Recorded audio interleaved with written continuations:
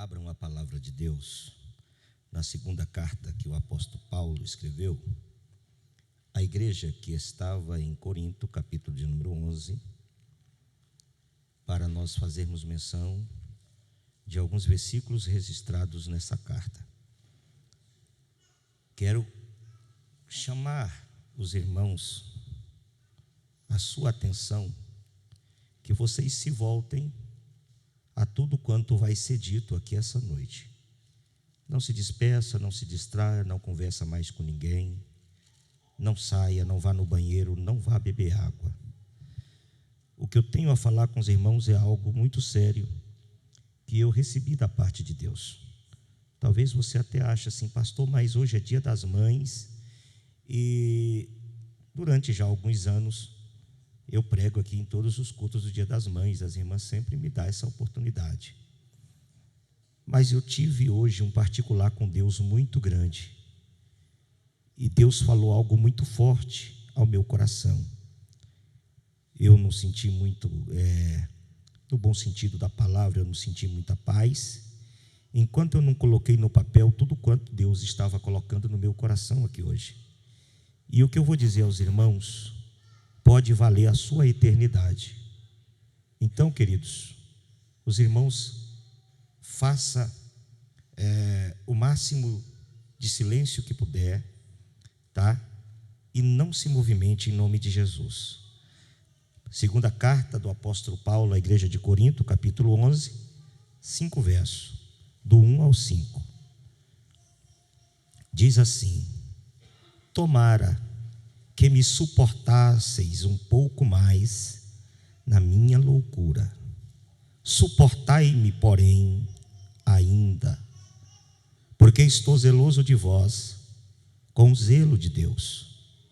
Porque vos tenho preparado para vos apresentar como uma virgem pura a um marido, a saber, Cristo. Mas temo que, assim como a serpente enganou Eva com a sua astúcia, assim também seja de alguma sorte corrompidos vossos sentidos e se apartem da simplicidade que há em Cristo Jesus. Porque se alguém vos pregar outro Jesus, diga outro Jesus, diga outro Jesus, que nós não pregamos, ou recebeis outro Espírito que não recebestes, ou outro evangelho que não abraçastes, com razão irais sofrer, porque penso que em nada fui inferior aos mais excelentes apóstolos. Os irmãos, podeis tomar vossos assentos. Confesso que eu orei a Deus, pedindo ao Senhor que enviasse hoje todos os crentes que congregam aqui no Veiga Jardim.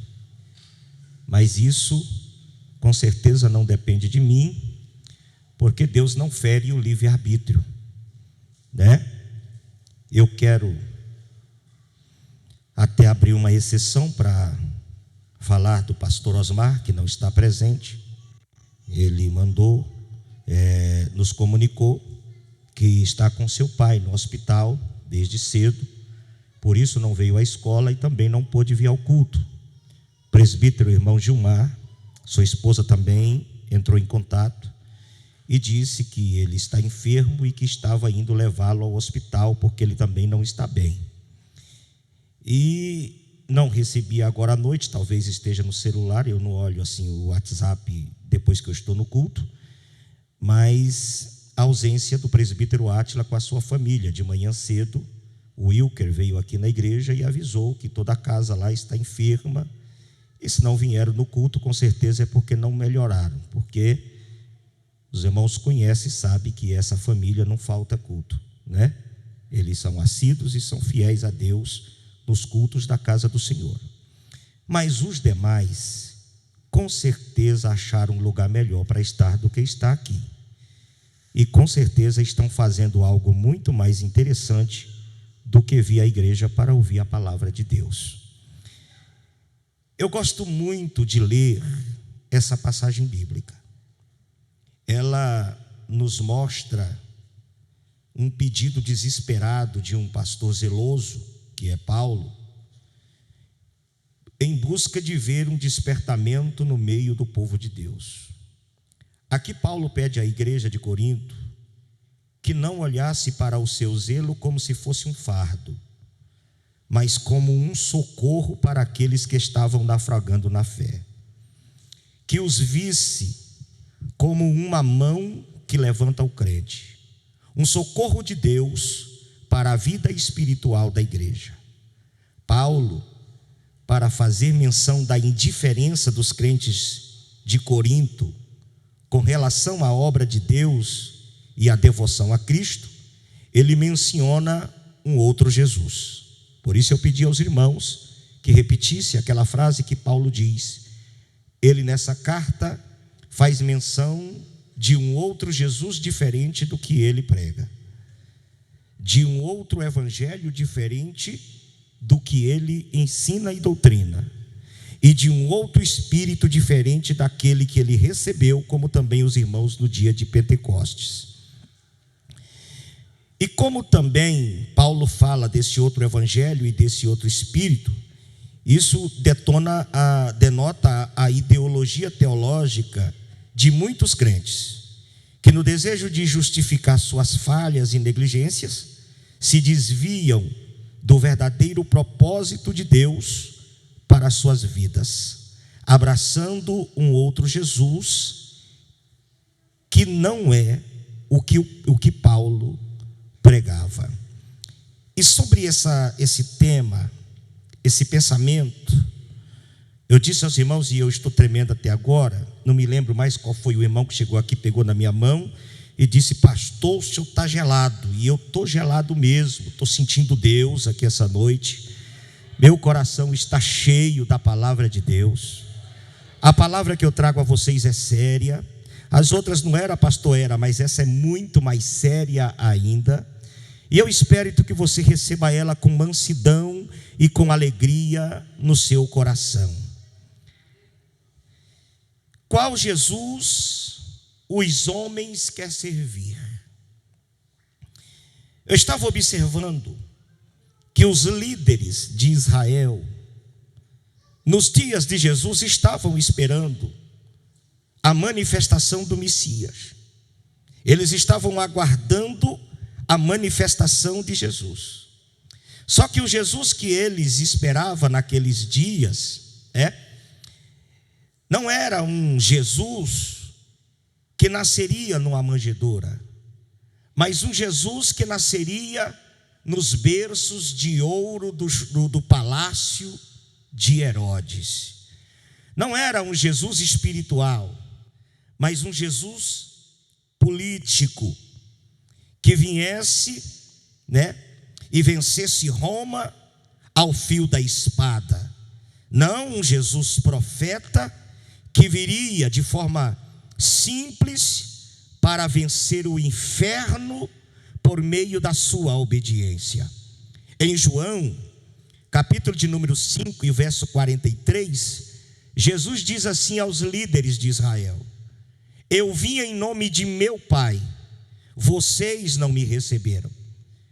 Se outro vier em seu próprio nome, a este vocês recebereis ou aceitareis.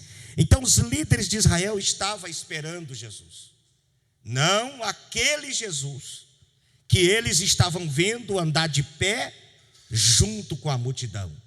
Quando viram aquele Jesus simples, no meio do povo simples, pregando um evangelho simples, eles simplesmente o rejeitaram, porque não tinha vestes, de rei, e porque não tinha coroa na sua cabeça.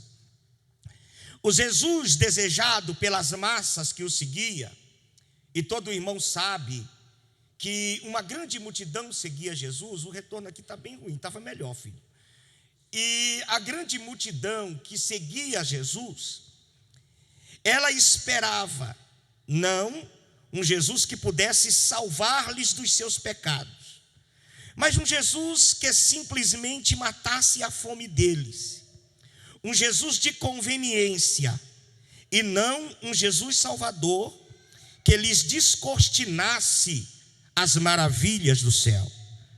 Prova disso é que também no Evangelho de João, capítulo de número 6, do verso 26 ao 27, a palavra de Deus diz assim: Jesus respondeu e disse: na verdade vos digo, que me buscais não pelos sinais que vistes, mas porque comestes do pão e vos saciastes. Eles não estavam nem aí com a mensagem que Jesus pregava. Eles não estavam nem aí com os milagres que Jesus fazia. Eles queriam era comer pão de graça. E Jesus diz no versículo 27: trabalhai não pela comida que perece, mas pela comida que permanece para a vida eterna, a qual o Filho do Homem vos dará, porque o Pai Deus o selou. Então Jesus, ele veio não segundo o desejo dos líderes de Israel. Eles queriam outro Jesus. A multidão também, ela percebeu que o Jesus que estava ali não era o que eles desejavam, mas também um outro Jesus. Se aproveitaram daquele porque comiam pão de graça no final de cada um dos seus sermões. O Jesus dos discípulos, o Jesus que os discípulos desejavam, não era um Jesus ressurreto, que deixaria nas mãos deles a prossecução da sua obra, mas um Jesus que os promovesse de meros homens comuns em ministros de um governo terreno, que os levasse ao apogeu das glórias humanas. Era essa a finalidade. Tanto é que no jardim do Getsêmani, quando Jesus é entregue nas mãos dos pecadores, nenhum deles fica, todos eles fogem, desaparece, provando que não era aquele Jesus que eles esperavam. Em João 12, do verso 42 ao verso 43, a Bíblia diz assim: apesar de tudo, até muitos dos principais creram nele, mas não o confessaram por causa dos fariseus, para não serem expulsos das sinagogas, porque amavam mais a glória dos homens do que a glória de Deus. Percebe-se no Novo Testamento, nos Evangelhos, que Jesus veio, mas não era o Jesus que aquela nação estava esperando. Eles queriam um Jesus diferente daquele que se apresentou naqueles dias. Infelizmente, a igreja está vivendo um Jesus de um evangelho ou de um cristianismo completamente enfermo. Muitos têm deixado o verdadeiro cristianismo para pregar um evangelho espuro, enfermo, descredibilizado. Um cristianismo que apresenta um Jesus carente de louvor, que precisa bajular os crentes para poder receber adoração. Se Jesus não os bajular, mandar alguém na casa deles, insistir com eles para vir à igreja adorar a Deus, eles não vêm. É esse Jesus na concepção de muitos crentes, um Jesus carente, necessitado de louvor e de adoração. Um Jesus que depende de migalha dos crentes em relação à sua obra. Um Jesus paralelo, que não tem poder, que não exige transformação de vida de quem ouve a sua palavra e muito menos salvação de almas. Um Jesus que apresenta um evangelho fácil, de facilidade, de prosperidade, que não dita regras, que não exige do seu povo a verdadeira santidade, mas deixa o povo viver conforme as suas concupiscências. concupiscências e conforme os seus desejos. É esse o evangelho que muita gente tem pregado nas igrejas. É esse evangelho que muitos crentes têm abraçado nesses últimos dias. Este evangelho apresenta um cristianismo sem o verdadeiro Cristo, como eu disse, sem renúncia, sem santidade, cujos seus seguidores vivem completamente o mundo sem identidade cristã. Não é o Jesus da Bíblia, não é o Jesus de Paulo, não é o Jesus daqueles que iniciaram esta obra, não é o meu Jesus, não é esse o Jesus que eu tenho pregado durante todos esses anos, não só aqui, mas aonde Deus me leva, eu tenho pregado esse Jesus. Este evangelho apresenta um cristianismo misturado com paganismo, com misticismo, com superstição, cujos seguidores buscam a qualquer custo as riquezas terrenas e desprezam as riquezas espirituais. Muitos crentes têm carro novo, têm casa boa, têm dinheiro no banco, têm terno chique, sapato granfino, mas não fala língua estranha, não tem visão, não profetiza, não tem encontro com Deus, vem para a igreja apenas para um mero show e não sai revestido da graça do Espírito Santo. É uma igreja pobre da presença de Deus.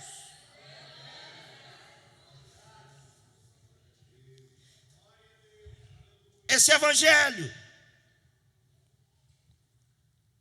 apresenta um cristianismo pós-moderno, secularista, antropocêntrico, onde a figura humana deve ser mais honrada do que o próprio Cristo. Se não ganhar aplauso, se não ganhar elogio, se não for bajulado, vai embora com raiva, passa a semana emburrado, não vem para a casa de Deus, não adora o Senhor.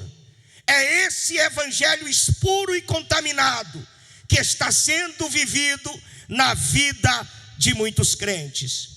Esse evangelho apresenta um cristianismo completamente analfabeto de Deus, pobre do poder espiritual, e cuja ideia que se tem é de um espírito que representa apenas um símbolo na igreja e não uma pessoa capaz de te dotar dos mais perfeitos dons espirituais. Eu não preciso ir na Bíblia para provar que isso é uma realidade. Olha para os crentes de hoje, não existe mais manifestação divina, não há mais evidências de dons espirituais. Estamos entrando à semelhança da igreja primitiva, que no século 17 casou-se com o Estado, deixou o mundo entrar dentro dela e perdeu o mais importante da sua vida, que era a presença do Consolador amado. Eu ainda prego que o Espírito Santo existe,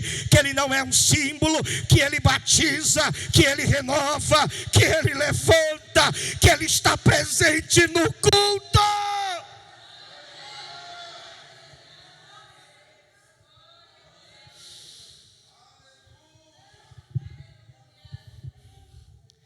Qual Jesus que você serve? Que Jesus vieste adorar essa noite? Eu disse a Deus, dá-me uma mensagem que fala de mãe, que fala de abraço, que fala de carinho. O Senhor disse, quer consolar o coração das verdadeiras mães? Eu disse, quero. Então mostra para eles o verdadeiro Jesus que eles precisam servir.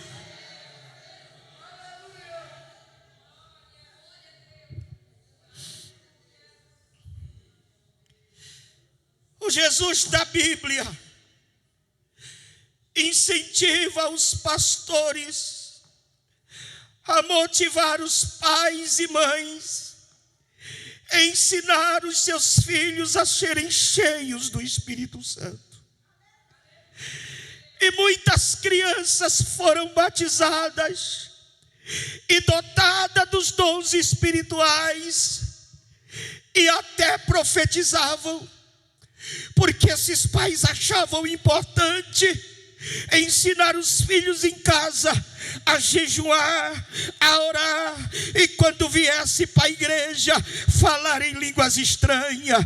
Eu fiz isso com todos os meus 2 filhos, os incentivei, os ensinei, e tive o privilégio de ver o Samuel ser batizado com o Espírito Santo aos 5 anos de idade, ver a Lissama falar em línguas estranhas de 7 para 8 anos. Eu vi Deus realizar essas maravilhas, porque esse é o Jesus do verdadeiro evangelho, que não deixa os filhos crescer para usa ainda quando é pequeno, e faz deles vasos de honra na casa de Deus.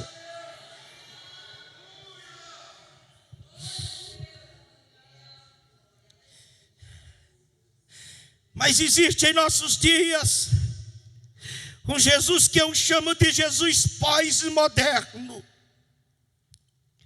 Esse Jesus não inspira os pastores a incentivar os pais a ensinarem as suas crianças a ser cheios do Espírito Santo.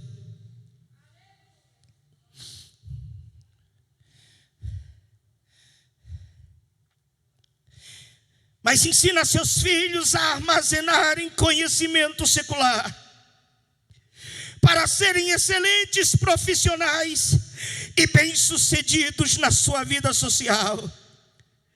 E esses tais filhos mergulham-se na internet da vida, principalmente em jogos de azar, em jogos de rede, e até mesmo em pornografia.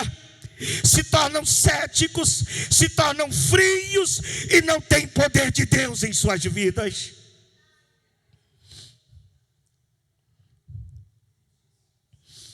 O Jesus que eu prego é o Jesus da Bíblia, que motiva seus líderes a ensinarem os crentes que a prioridade em suas vidas é o reino de Deus e é também a sua justiça.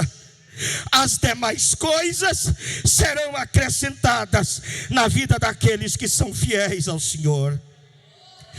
Mas o Jesus pós-moderno ensina que o trabalho secular, o lazer, o passeio, o descanso é mais importante do que os cultos da semana. Mesmo que suas atividades lhe tornem um crente domigueiro, eles não abandonam essa prática.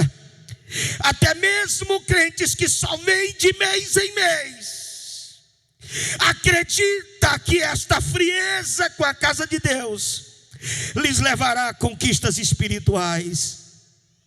A escola dominical é um enfado na vida de muitos crentes que não abrem mão do seu descanso, pois o fruto da escola dominical já não acrescenta nada mais em suas vidas, e muito menos de seus filhos.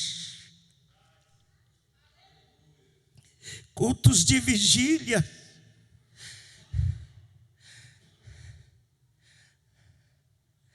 cultos de ensino. O Jesus pós-moderno está matando os crentes dentro da própria igreja. Está desviando os crentes sem precisar sair de dentro da casa de Deus ou do hall de membro que essa igreja apresenta. O Jesus que eu prego, o Jesus da Bíblia, incentiva seus membros ou membros do seu corpo, o valor da submissão, da honra aos seus líderes e a perseverança com relação à sã doutrina, como também a serem dizimistas e a serem ofertantes dentro da casa de Deus. Esse é o Jesus da Bíblia. Esse é o Jesus que eu prego. É o Jesus que eu ensino.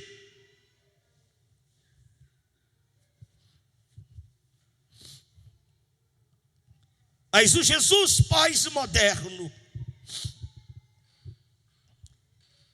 prega a autonomia dos crentes e a insubmissão dos seus líderes.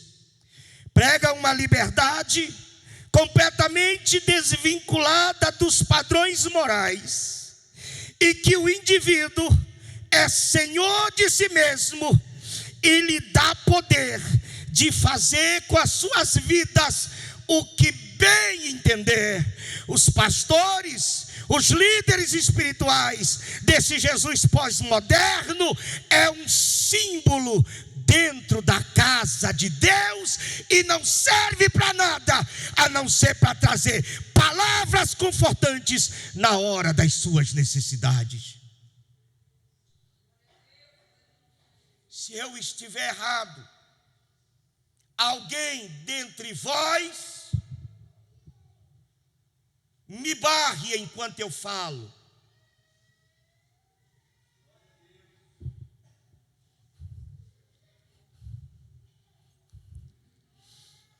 O Jesus da Bíblia incentivou os pastores que maquiagem, que uso de joia, que vestes que induz o adultério psicológico.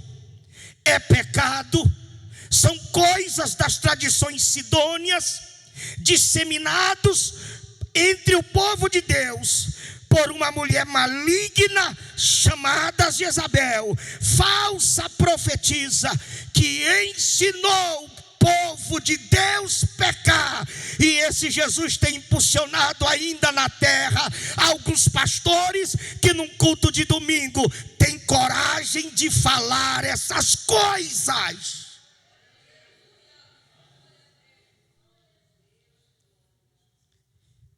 Embora não sejam simpatizantes de tais pastores,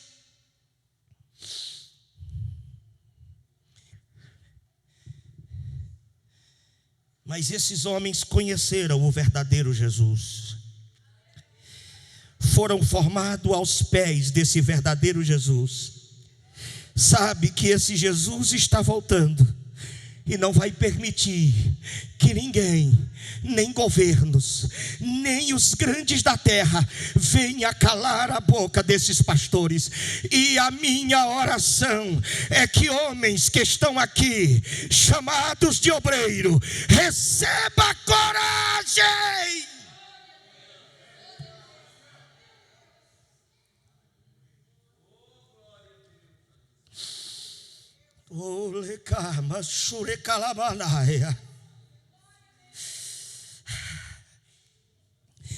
O Jesus da pós-modernidade diz que Deus quer só o coração, que você é livre para usar e vestir aquilo que você quiser, e que os pastores que ainda pregam contra isso são retrógrados, desatualizados, parou no tempo, se estagnaram e não sabem de nada. Mas foi nos dias desses pastores que Jesus levantou paralítico, que Jesus curou olhos de cego, que Jesus curou enfermos, que Jesus operou maravilhas. Foi nos dias deles.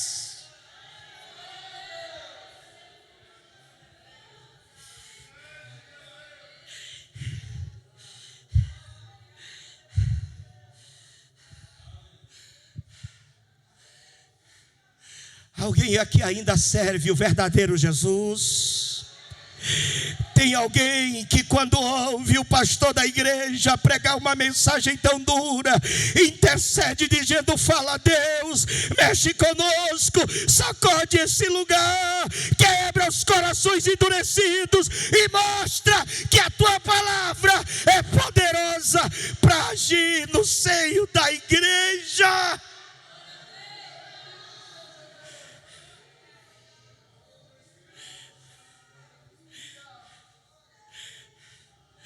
Tais pastores não enricam, tais pastores não ficam famosos.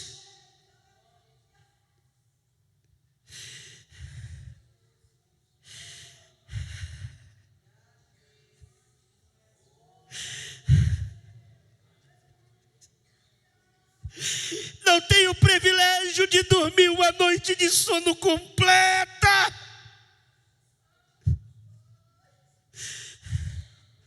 É interrompido no meio do sono para ouvir Deus falar e ter que armazenar uma mensagem, sabendo Ele que vai pregar, mas a maioria não quer ouvir. Mas eu louvo a Deus pela vida desses homens, porque eles não desistem de pregar o verdadeiro Jesus, porque em nada, como disse Paulo, são inferior aos mais excelentes apóstolos.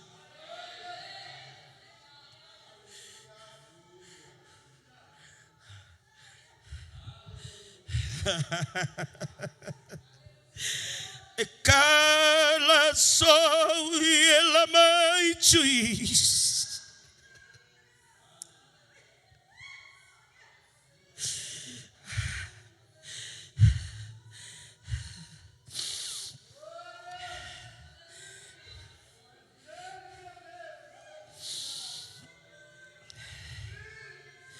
O Jesus da Bíblia escolheu para si pastores segundo o seu coração, para ensinar, repreender e exortar o seu povo com longanimidade e doutrina, para que todos fossem edificados e preparados para entrar nas mansões eternas.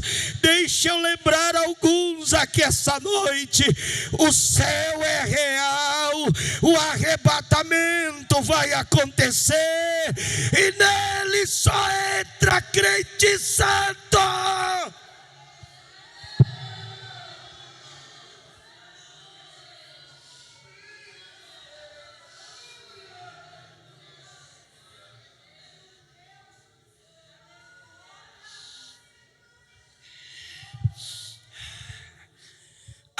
O Jesus da pós-modernidade ensina que cada crente tem o direito de escolher os seus próprios líderes, selecionando a dedo aqueles que são conforme as suas cobiças, fazendo deles seus fantoches meros representantes, como se fosse funcionário da igreja, que se prega algo que eles não gostam, caça o mandato e troca por outro.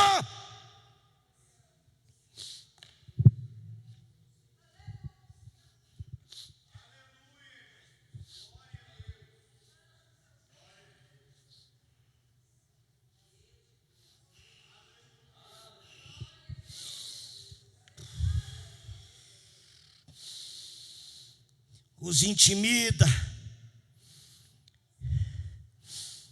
e os tais os troca como se fosse simples objeto, unicamente porque os pastores que a massa quer hoje são aqueles que massagiam seus egos e atende às suas vaidades.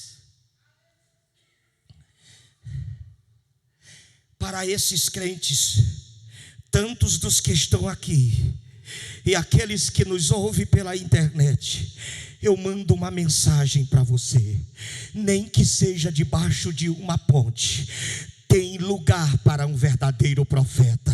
E aonde estiver a verdadeira palavra, lá se ajuntarão os santos de Deus para ouvir a palavra da salvação e que leva os crentes à eternidade.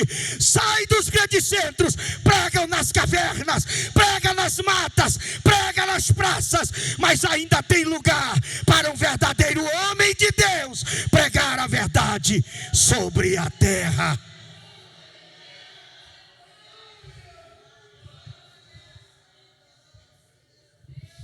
Não me vendo.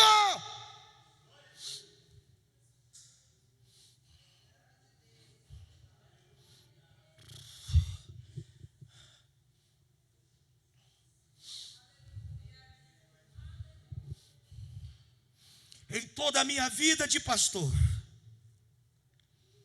nunca dirigi uma igreja que me desse um tão bom salário como essa igreja me dá. Cuida das minhas necessidades, corresponde às minhas necessidades. Mas se for para aceitar o pecado no nosso meio,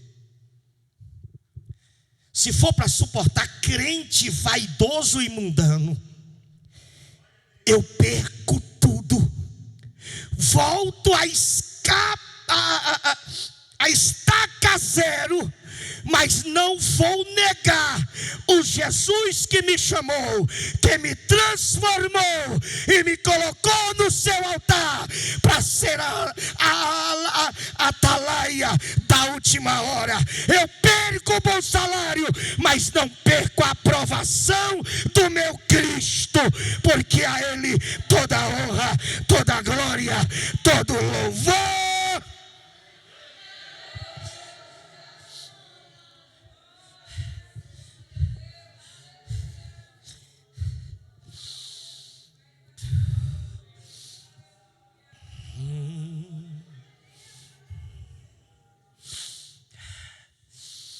O Jesus da pós-modernidade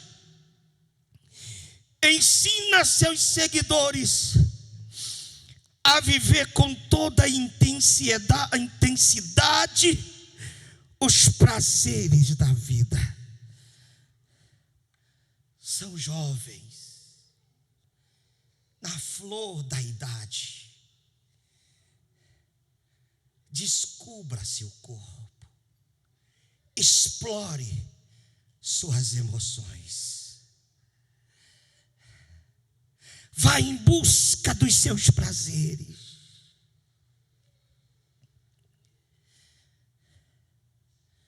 Esse é o Jesus da pós-modernidade, que não tem interesse de fazer nossas crianças, nossos adolescentes e jovens vasos de honra na casa de Deus, mas fazê-lo deles instrumentos de pornografia. Investe caro para perverter as suas mentes. Com respeito, vou falar algo que vai te deixar um pouco triste. E quantos pais irresponsáveis que não investem na vida espiritual de seus filhos. Fica em casa numa manhã de domingo de cuecão, sentado no sofá, ou assistindo um filme interessante na Netflix.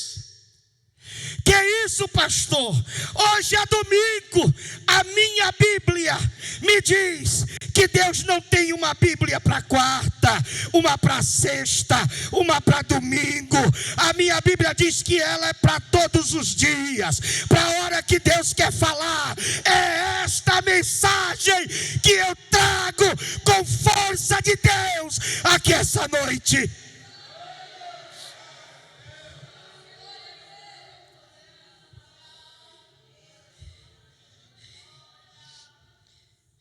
que inventam desculpas esfarrapadas para justificar suas friezas e não percebe que está matando a sua geração dentro da sua própria casa.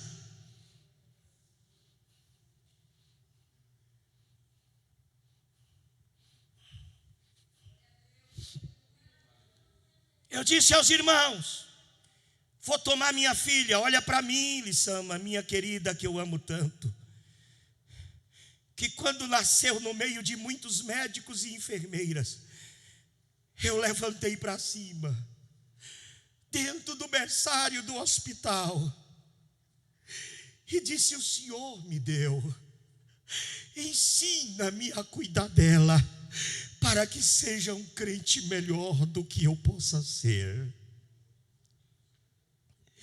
Ensinei desde pequena o valor do Espírito Santo, dos dons, e de ser batizada, selada pelo poder do Senhor. E de tudo que a Elissama aprendeu, eu pergunto: será que tens o mesmo zelo, filha? Investes da mesma forma, querida? Pastor, está constrangendo sua filha? Não, eu estou dando um toque de Deus para despertá-la, porque a filha dela é a minha sequência.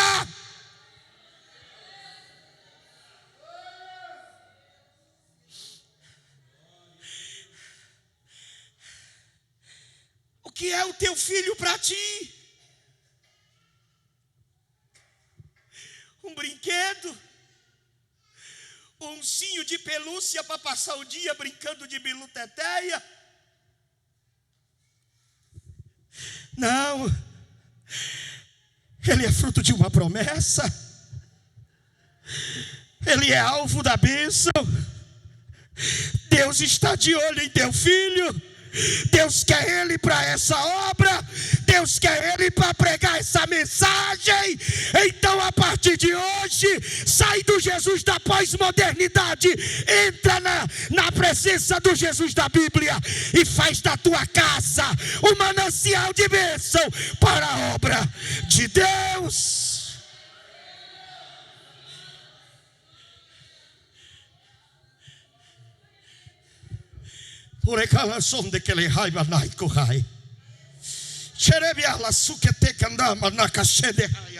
O Espírito de Deus quer testificar algo em seu coração. Levante a mão nesse instante e adore ao Senhor. Glorifique ao Senhor. O Espírito quer fazer algo em seu coração. Tem crentes aqui que ainda tem comunhão com o Espírito de Deus. Receba a presença dele agora. Receba a manifestação dele agora. Receba poder de Deus agora.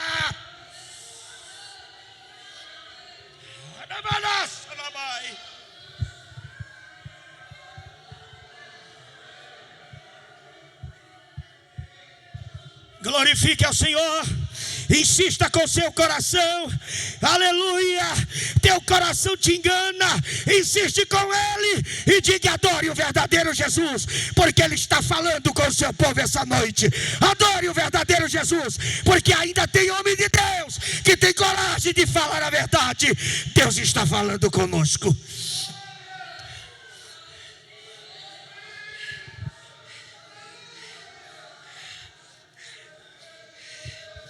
Sai da inércia, sai da preguiça espiritual. Acorda para a vida. Deus ainda tem muito o que fazer nessa terra.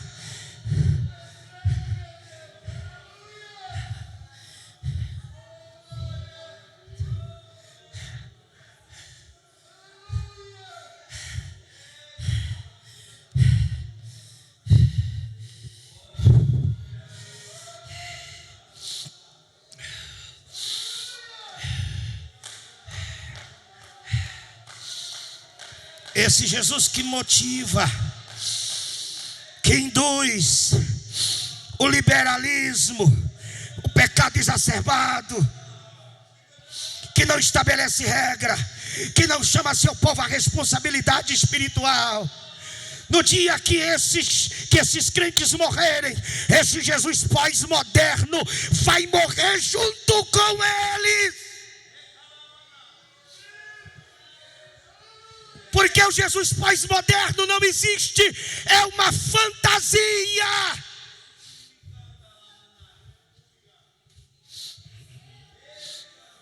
Iralamanda calabacheia, ilecai xandaramai. Mas o Jesus da Bíblia ensina que se você aceitar sofrer como ele sofreu, se você aceitar viver como ele viveu, meu Deus, eu estou sentindo.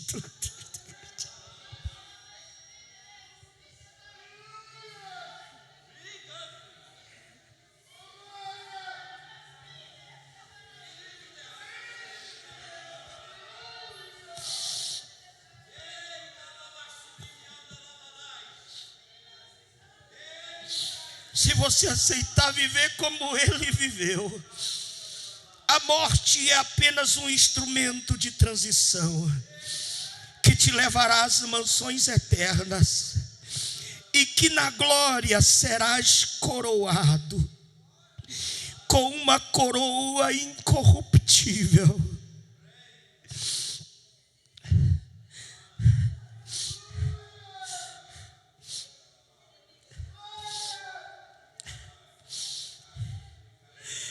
Uma coroa que será entregue a todos os vencedores, que pela fé venceu o mundo, o pecado, a pós-modernidade, o diabo.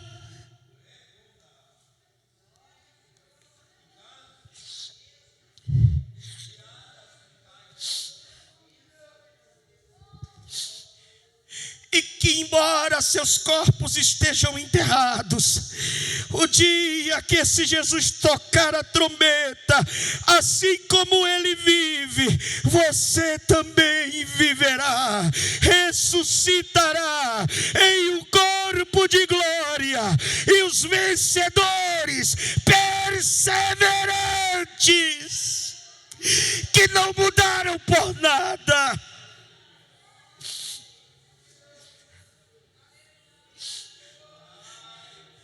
contemplarão o seu rosto face a face.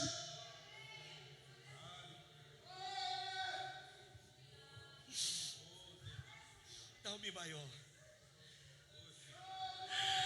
Deixa eu perguntar de novo: qual Jesus estão servindo? Quisera Deus, me suportasses um pouco mais da minha loucura, porque estou zeloso de vós, com o zelo de Deus, porque tenho medo que assim como a serpente enganou Eva na sua astúcia, seja corrompido o teu entendimento e você se aparte desse Jesus simples.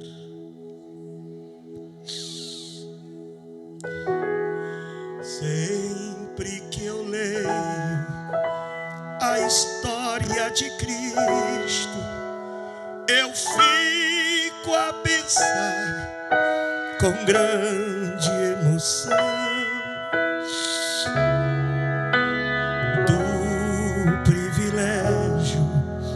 que muitos tiveram de ver o seu rosto, sentir sua mão.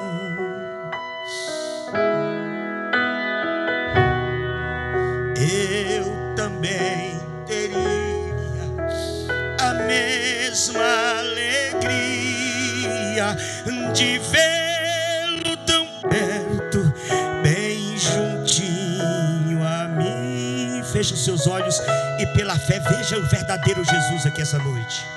olhar em seus olhos serenos e meigos.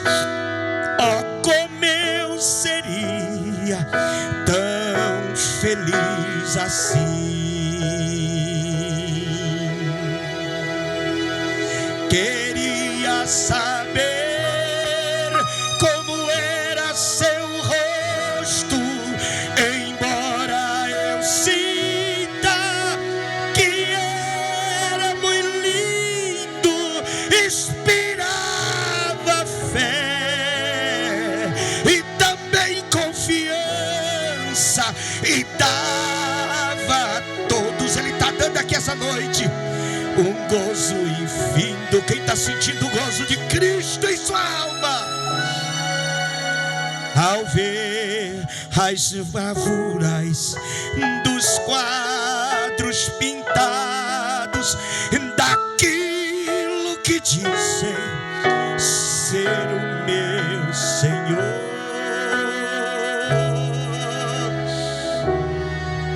meu ser não aceita o que está na tela, é falsa a inspiração do pintor. Levante a mão quem pode, adore.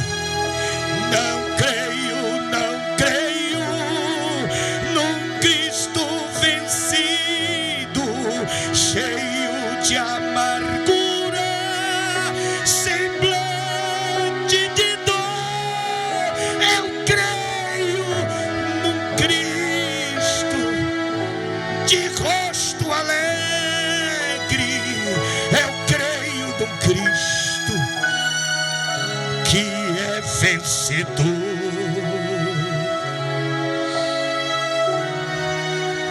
E um dia também eu verei face a face. Eu vou ver Ele. Quem vai ver Ele? Quem tem essa esperança, adore a Deus. Pela minha fé,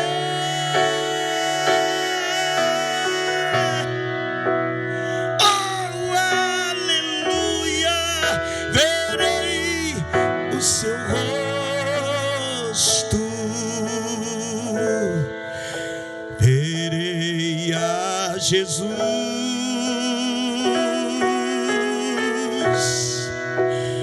como Ele é.